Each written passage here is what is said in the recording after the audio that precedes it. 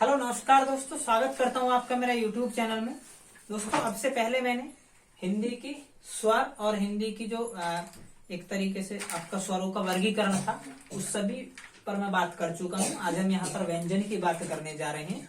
तो व्यंजन आप जानते हैं। सबसे पहले मैं आपके सामने व्यंजनों को लिखना चाहूंगा मेरे दोस्त। के, खे, गे, घे, अणा। ठीक है। चे, छे, जे, झे, या,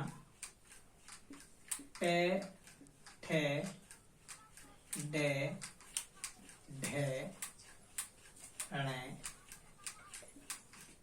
ते, थे, दे, धे, ने, पे, फे, बे, भे, में। और इसके बाद में तो आप जानते ही अलग से होती हैं ये, रे, ले, वे, शे, शे, शे,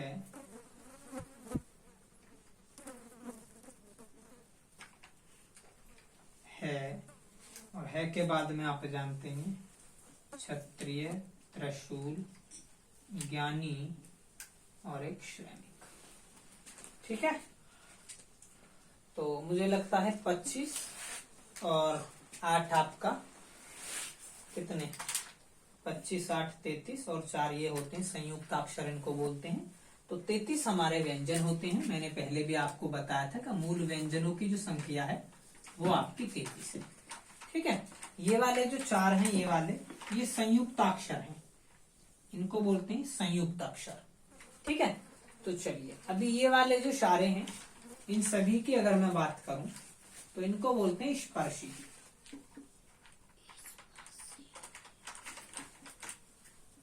स्पर्शी। ठीक है जी। ये स्पर्शी व्यंजन है मेरे भाई। स्पर्शी व्यंजनों में से अगर मैं इस पंचम अक्षर को हटा दूं तो ये बाकी के जो यहाँ पर ये बच रहे हैं, और यहाँ से अगर मुझे ये भी हटाना पड़े तब मैं जाकर इनको स्पर्शी व्यंजन कहूंगा पूर्ण रूप से। तो फिलहाल के लिए आप ऐसे समझे कि 25 के 25 व्यंजन आपके लिए स्पर्शी हैं। अभी हम स्पर्शी व्यंजनों में भी क्या करेंगे, वर्गीकरण करेंगे इनका। ठीक है। चलिए, तो मोस्टली आपको पता चला स्पर्शी। अब मैं आपके सामने क्या करने वाला हूं, एक बॉक्स में बनाने वाला हूं जो पूर्णतः स्पष्ट रूप से स्पर्शी होते हैं, उनके और हम टुकड़े स्पर्शी में से नहीं कर सकते। ठीक है जी। पहली बात तो आप क्या करेंगे कि ये वाला जो है ना पार्ट, आप इस पार्ट को हटा दें। ठीक है जी। यानी जो पंचम अक्षर है उस पंचम अक्षर को हम हटा देंगे। उसके अलावा हम क्या करेंगे, जो चे वाली जो लाइन है, इस चे वाली लाइन को भी हटा देंगे। ठीक है। अब यहाँ पर मेरे सामने 16 वर्ण बचे। कितने वर्ण बचे हैं? 16 वर्ण। तो ये जो 16 वर्ण है ना मेरे भाई, वो सारे के सारे स्पर्शी व्यंजन है। 16 वर्ण पूर्ण रूप से स्पर्शी व्यंजन की कैटेगरी में आते हैं। मेरी बात आप समझ पाए हैं? 16 के 16 वर्ण आप समझ पाए हैं? ठीक है।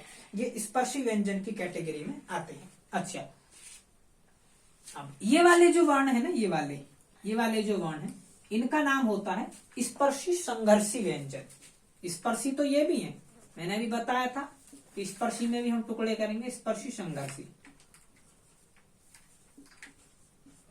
स्पर्शी संघर्षी व्यंजन। मेरी बात आप समझ पाए?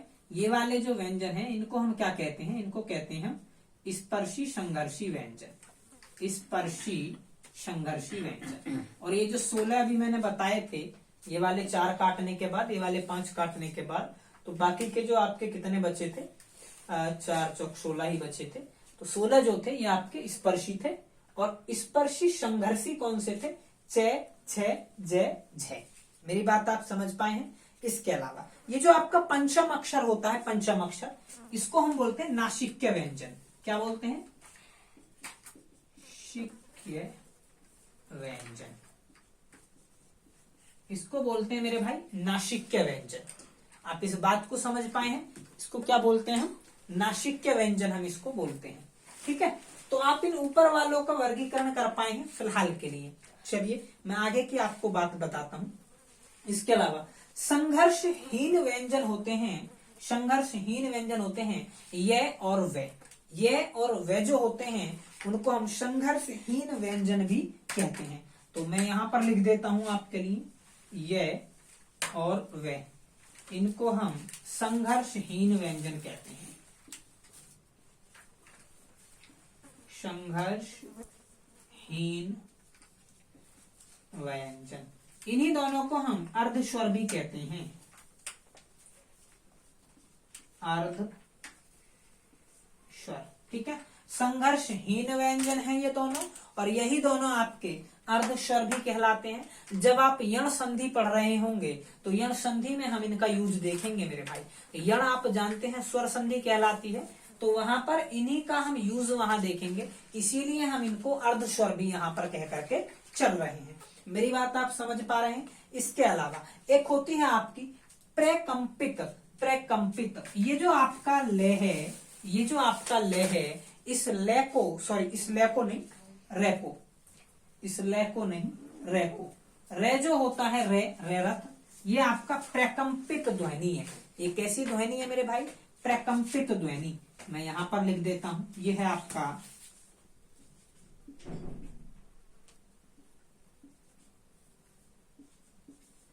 प्रकंपित व्यंजन।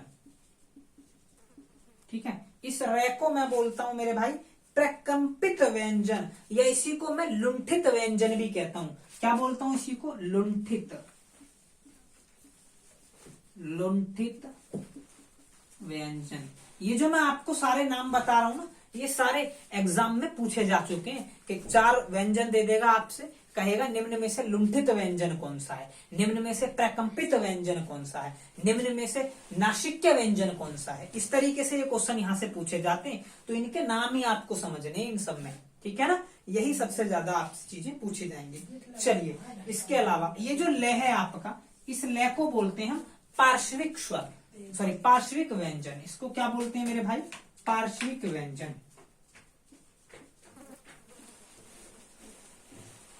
पार्श्विक व्यंजन।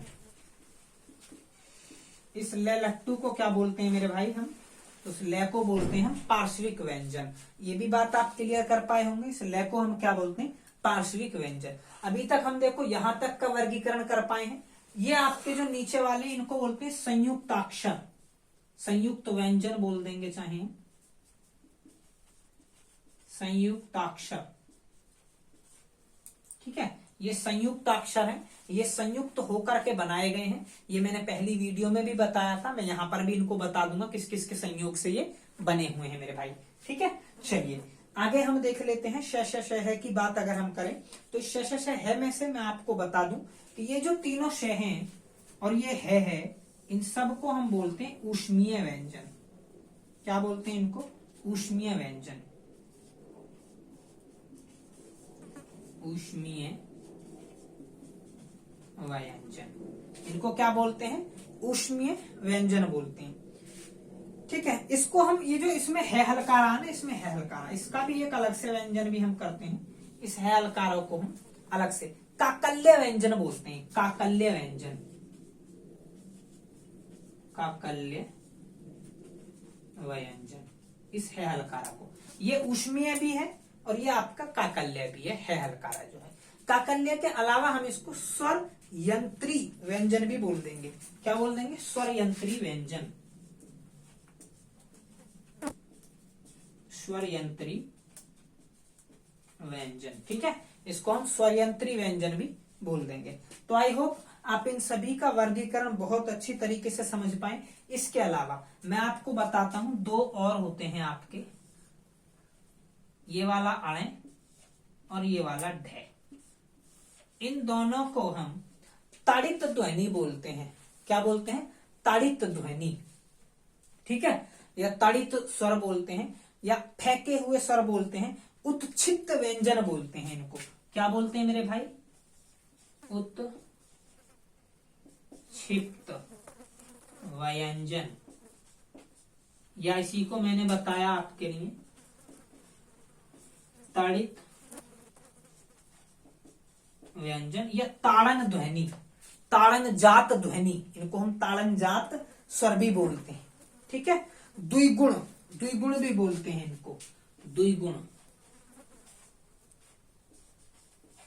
इसको हम द्विगुण व्यंजन भी हम इसको बोलते हैं। आई होप आप इन व्यंजनों का वर्गीकरण, इनके नाम बहुत सारे आप समझ पाए होंगे। इसके अलावा कुछ विशेष बातें मैं आपको बताता हूं, ठीक है।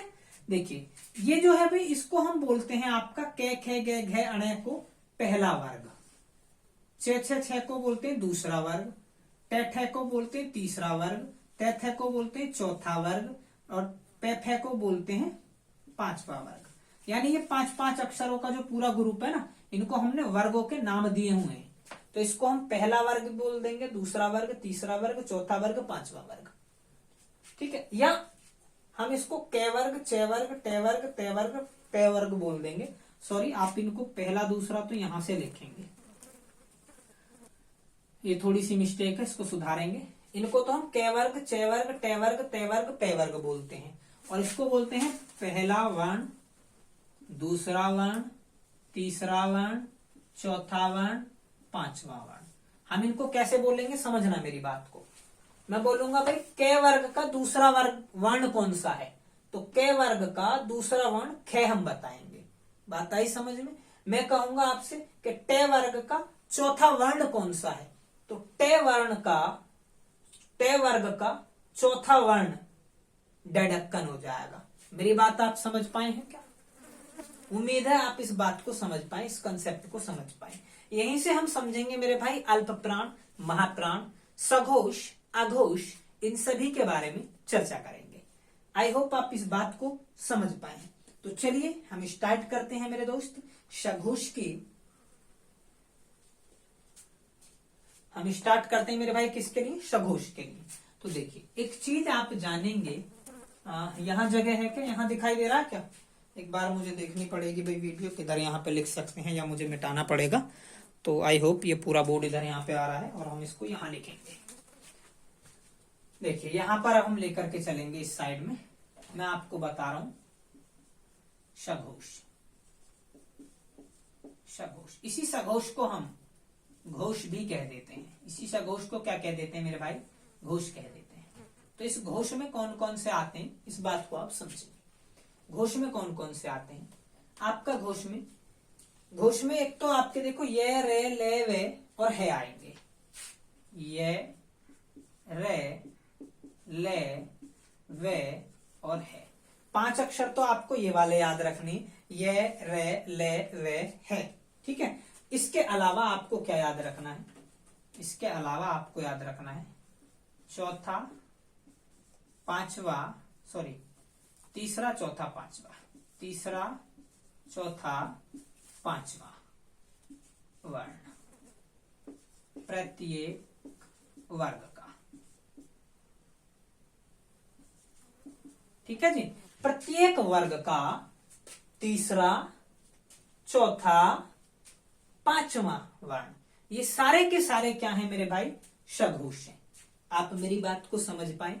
इनको छोड़कर अब अगर मैं कहूं अघोष, आप मुझे बताओ अघोष, तो अघोष कोई दिक्कत है बताने में? अघोष बताने में मुझे नहीं लगता अब कोई दिक्कत आ रही होगी मेरे भाई आप लोगों को।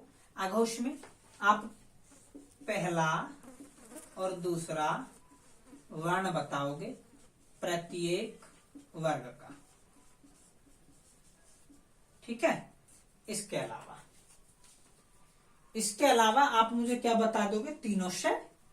बचा क्या यहां पर, तीनों शय, शय, शय, शय, ये भी आपके क्या है, अघोष है, ठीक है। स्वरों की बात मैं पहले ही कर चुका हूं, स्वरों के वर्गीकरण में, ठीक है। यहां सिर्फ व्यंजनों की बात हम कर रहे हैं।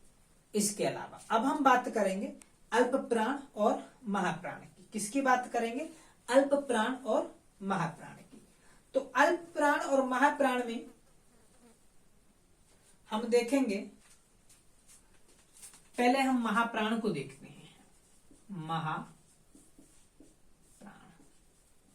महाप्राण जो होते हैं मेरे भाई, वो बहुत सिंपल है याद करना, दूसरा और चौथा वर्ण प्रत्येक वर्ग का, प्रत्येक वर्ग का दूसरा और चौथा वर्ण क्या कहलाएगा? महाप्राण कहलाएगा। इसके अलावा और क्या आते हैं? तीनों श और है, तीनों श और है, ये सभी महाप्राण की कैटेगरी में आते हैं। उम्मीद है आप इस बात को समझ पाए। अभी हम अगर अल्प प्राण की बात कर लें, यहीं पर हम अल्प प्राण की बात कर लें, तो भाई इनको छोड़कर यानी पहला, तीसरा और पांचवा वर्ण प्रत्येक वर्ग का, ठीक है। इसके अलावा क्या बचा? ऊष्मीय व्यंजन तो यहां पर आ गई। क्या बचे हमारे पास? ये रे लेवे, ये चारों ही तो बचे, तो इनको भी यहीं पर हम ऐड करेंगे। ये रे ले वे। उम्मीद है आप मेरी इस बात को समझ पाए हैं मेरे प्यारे दोस्त। आप सभी, अगर आपका यहीं पर कोई डाउट है, अल्प प्राण, महाप्राण, ठीक है, तो इस सभी में आप नीचे कमेंट करेंगे और मुझे बताएंगे आपका क्या डाउट बन रहा है मेरे भाई। मैं उसको बहुत ही आसानी से क्लियर कराने की कोशिश करूंगा। वैसे तो मुझे ये उम्मीद है कि आप अगर मेरी बात को समझ पाए हैं तो आपको इसमें कोई भी दिक्कत आने वाली नहीं है, ठीक है। चलिए अब हम इनका उच्चारण स्थान देख लेते हैं। क्या देख लेते हैं मेरे भाई? इनका उच्चारण स्थान देख लेते हैं। सभी चीज क्लियर है, मुझे लगता है कोई दिक्कत आपको यहाँ पर आने वाली नहीं है। चलिए मेरे प्यारे दोस्त,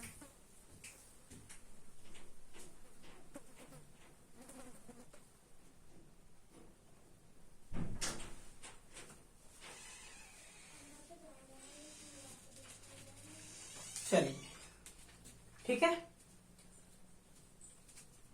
स्वरों के बारे में आपको बताइए कि सभी के सभी स्वर जो हैं वो अल्प प्राण होते हैं और सघोष होते हैं। स्वर जितने भी हैं वो सारे अल्प प्राण और सघोष होते हैं। उनमें महाप्राण और अघोष जैसी कोई चीज नहीं होती स्वरों में। ये हमने पहली वीडियो में जान लिया था। अभी मैं इनका आपको क्या बताने वाला हूँ? उच्चारण स्थान बताने वाला हूँ। इन सभी का उच्चारण स्थान देखेंगे। इस चीज को रफ करें क्या मेरे भाई? मेरे भाई सभी बोलेंगे क्या इस चीज को रफ करें? सॉरी, मैं सोच रहा था लाइव है, आप नहीं बोल पाएंगे, कोई बात नहीं, मैं इसको रफ करता हूं और इन सभी का उच्चारण स्थान जानने की कोशिश करता हूं, ठीक है। देखिए उच्चारण स्थान जो होता है मेरे भाई वो आप जानते हैं। देखिए क वर्ग के जितने भी हैं ये आपका कंठ से होता है।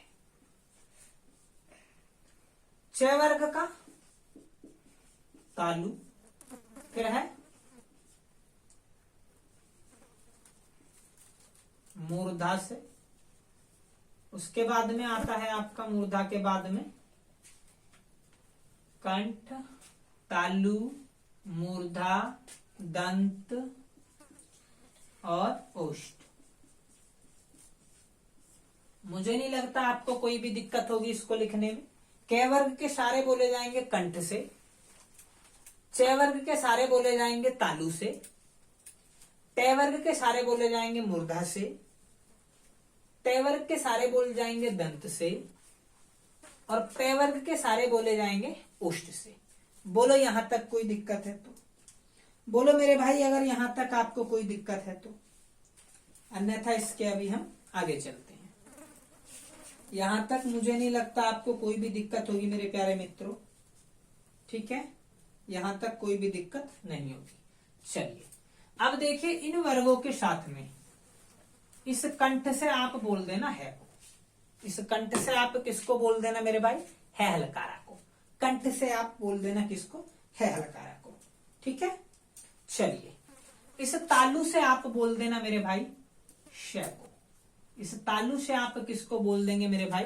श को। श के साथ में आप य को भी बोल देंगे। श के साथ में आप किसको बोल देंगे? य को भी बोल देंगे इसी तालु से। तो तालु से आपका एक य बोला जाएगा, एक आपका श शलजम बोला जाएगा, ठीक है। मूर्धा में अगर हमें जोड़ना हो तो मूर्धा में हम जोड़ेंगे एक ये वाला श और एक ये वाला रे। तो मूर्धा में हम किसको जोड़ रहे हैं? श को और रे को, ठीक है। इसके अलावा मेरे भाई, इसके अलावा आता है आपका दंत, और दंत में आप जोड़ रहे हैं मेरे भाई एक लास्ट वाले श को और ले को, लास्ट वाले स को और ले को। इसके अलावा अब आप यहां कुछ नहीं जोड़ेंगे, लेकिन बच क्या गया, वे आपका बच गया। तो वे जो होता है वो दंत और ओष्ठ दोनों से मिलाकर बोला जाता है। तो वे का जो उच्चारण स्थान है वो है दंत प्लस ओष्ठ। दंत प्लस ओष्ठ है किसका उच्चारण स्थान, आपके इस वे का उच्चारण स्थान। मेरी बात आप समझ पाए? आप सभी का उच्चारण स्थान बहुत ही आसानी से क्लियर कर पा रहे होंगे, इसमें जरा भी आपको दिक्कत नहीं आ रही होगी। उम्मीद है आपको ये व्यंजनों का वर्गीकरण मेरे भाई पसंद आया होगा। अगर अच्छा लगा है तो यार देखिए, ये जो आपके संयुक्त अक्षर है ना, संयुक्त अक्षर, इनके विषय में मैं पहले ही बता चुका हूं, ठीक है। तो मुझे नहीं लगता इनके विषय में अब मुझे बताने की आवश्यकता है मेरे भाई। वैसे आप जानते ही छह छतरिया किससे बनता है, त्रिशूल किससे बनता है, ज्ञानी किससे बनता है, श्रमिक किससे बनता है, इस पर हम एक अलग से वीडियो भी बना देंगे, कोई दिक्कत नहीं है मेरे भाई। वैसे मैं इसके बारे में बता चुका हूँ। तो उम्मीद है मेरे भाई आप पूरे व्यंजनों का वर्गीकरण बड़े आराम से कर पाए हैं, बहुत आसानी से इसको समझ पाए हैं। अगर वीडियो अच्छी लगी है तो लाइक करेंगे, चैनल पर नए हैं तो इसको सब्सक्राइब करेंगे। धन्यवाद प्यारे मित्रों।